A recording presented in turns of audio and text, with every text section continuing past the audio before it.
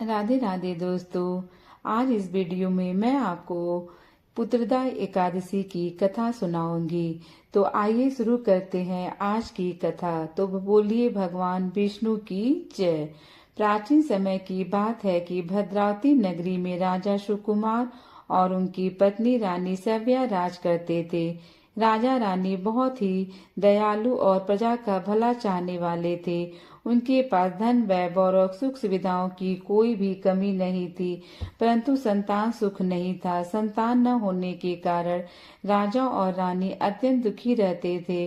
उन्हें चिंता थी कि उनके बाद राज और वंश का क्या होगा। उन्होंने अनेक यज्ञ दान व्रत और पूजा की, लेकिन फिर भी उन्हें पुत्र की प्राप्ति नहीं हुई।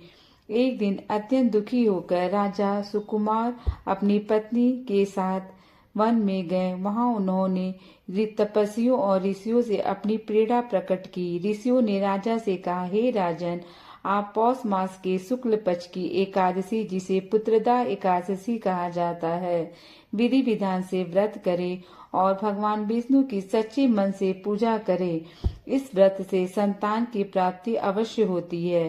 राजा रानी ने ऋषियों की आज्ञा को स्वीकार कर लिया और पौष शुक्ल एकादशी के दिन उन्होंने पूर्ण श्रद्धा से निर्जल व्रत रखा, रात्रि भर जागरण किया और भगवान विष्णु की पूजा की। उनकी भक्ति से प्रसन्न होकर भगवान विष्णु ने उन्हें वरदान दिया कि हे राजन, तुम्हें एक तेजस्वी धर्मात्मा और यशस्वी पुत्र की प्राप्ति होगी। भगवान के वरदान से कुछ समय बाद रानी सव्या ने एक सुंदर और गुणवान पुत्र को जन्म दिया। पुत्र के जन्म से राज में आनंद और उत्सव छा गया। चारों तरफ खुशियां ही खुशियां छा गई। राजा रानी ने जीवन भर पुत्रदा एकादशी का व्रत किया और प्रजा को भी इसका महत्व बताया। तभी से यह व्रत संतान प्राप्ति, संतान की रक्षा और वंश वृद्धि के लिए अत्यंत ही पुण्यदायी माना जाता है। जिन लोगों को संतान की प्राप्ति का सुख नहीं है, वह यह व्रत अवश्य करें। भगवान विष्णु उनकी प्रार्थना को जरूर स्वीकार करेंगे। तो बोलिए भगवान विष्णु की जय।